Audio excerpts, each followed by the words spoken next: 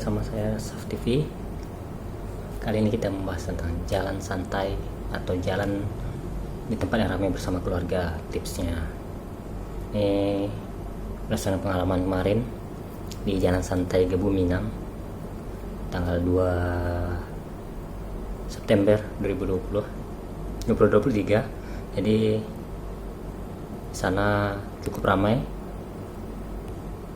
dengan target peserta juga 30.000 orang. Jadi disampaikan oleh MC berapa kali, kalau salah 2 yang saya tangkap, tentang anak yang terpisah dari keluarganya. Di fokus kita sekarang tentang tips aman jalan dan keluarga di tempat yang ramai atau mengikuti jalan santai yang sehat. Jadi jalan santai yang kita lakukan itu sebenarnya kan untuk santai, untuk refreshing, untuk sehat dan bersama agar kita lebih bahagia. Jangan sampai kita tuh lebih down ternyata dengan kejadian kita membawa keluarga, membawa anak-anak di tempat yang ramai seperti itu.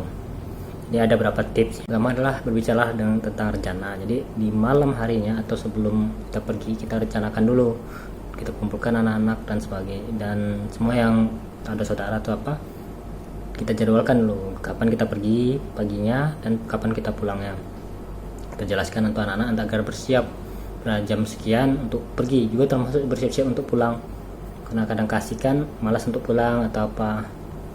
Dan tentukan juga titik kumpul, misalnya kita akan berjalan di sana ada titik kumpul yang kalau pernah ke sana ya, atau pas di sana kita bisa juga jelaskan sebelum kita pergi di tempat parkir kita ini kumpul di sini, atau di tempat titik kumpul ada kalau terpisah kita ngumpul di sini.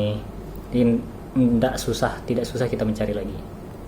Dan ya termasuk di situ ada rute jalannya, seperti apa yang dulu kita lalui. Misalnya kalau di tempat keramaian kayak binatang kan, rutenya kita sampaikan A B C D E.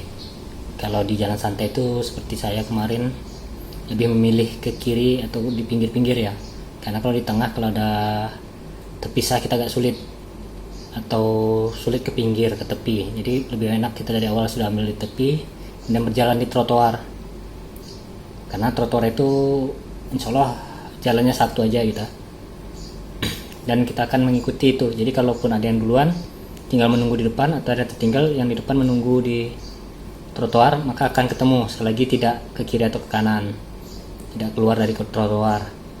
Kemudian kalau bisa memilih trotoar yang, kalau memang rutenya seperti kemarin berlawanan arah jarum jam, itu kita di sebelah kiri, atau rutenya searah dengan jarum jam, berarti kita sebelah kanan, jadi tidak menyeberang atau melintas jalan. Itu tips yang pertama ya. Yang kedua, kita ajarkan dulu anak-anak pentingnya keamanan. Misalnya tetap bersama keluarga, walaupun apa yang terjadi, ada menarik melapor dulu ke keluarga, masuk orang tuanya juga, jangan meninggalkan anak tanpa memberitahunya. Juga tidak berbicara tentang orang asing kalau tidak perlu gitu ya.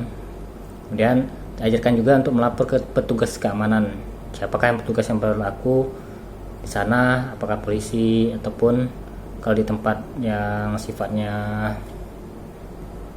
privat, security-nya atau tenaga pelayan umum yang lainnya. Yang ketiga, jangan lupa bawa identitas, baik KTP kita, KIA juga KIA anak kita yang diselipkan di masing-masing badannya. Jangan lupa bawa kakak kalau untuk itu, apalagi bayi ya. Membuatnya anak kita ini, misalkan ada foto juga, foto anak kita di HP kita sebagai bukti bahwa ini anak kita, sampai dan untuk memudahkan mencarinya ya, jangan sampai ada hal-hal buruk yang terjadi. 4, gunakan pakaian mencolok atau ya pakaian seragam. Ya, kita mudah mencari anak-anak kita, dan orang pun mudah mengenali tentang anak-anak kita gitu. Gimana anak yang sama bajunya dengan kita, atau sewarna atau mencolok ya, ini mudah kita melihat. Yang kelima, pengamanan pada kendaraan dan barang-barang kita. Jangan lupa parkir kendaraan pada tempat yang kalau bisa resmi, ofisial, terlihat, ataupun tidak bisa dengan orang yang kita percaya. Dan ada juga kalau di dalam, walaupun aman, dia kadang agak sulit kita keluar kalau memang kita keluarnya lebih dulu daripada acara selesai. Atau di luar memang resikonya memang lebih rawan karena tidak terawasi, yang agak sulit untuk masuk, dipakai untuk masuk ya. Dan barang-barang kita juga kita jaga karena momennya ya, copet dan sebagainya. Termasuk handphone ya, handphone sering dipakai anak-anak bermain sambil jalan atau sambil duduk dia, tas, dompet dan sebagainya amankan. Dan sampai terlalu mencolok membawa barang, dan juga jangan sampai kita memberikan kesempatan kepada orang untuk berbuat kejahatan. 6. Gunakan alat pelacak.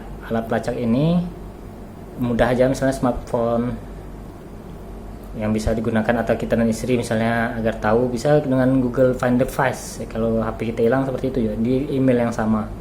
Kita bisa cari aplikasi yang lain atau pelacak yang lain yang lebih mumpuni untuk kita. Yang ketujuh, perhatikan kebersihan. Ajari anak-anak untuk mencuci tangan atau menggunakan hand sanitizer sebelum makan maupun sebelum menyentuh barang atau sudah menyentuh barang-barang. Juga mengumpulkan sampah dan membuang pada tempatnya. Jangan sampai kita membuat penyakit ketika pulang gitu. Atau memberikan pelajaran yang tidak enak tentang membuang sampah. Dan kita juga harus jadi teladan untuk anak-anak kita. Mungkin itu saja bisa sampaikan.